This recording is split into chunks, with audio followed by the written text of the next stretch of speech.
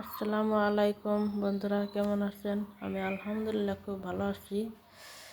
আজকে মোটামুটি 12 তারিখ, ইফতারের আয়োজন করলাম।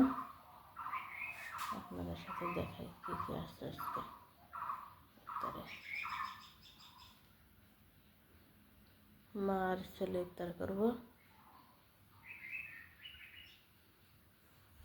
আরও বানাবো বেগুনি।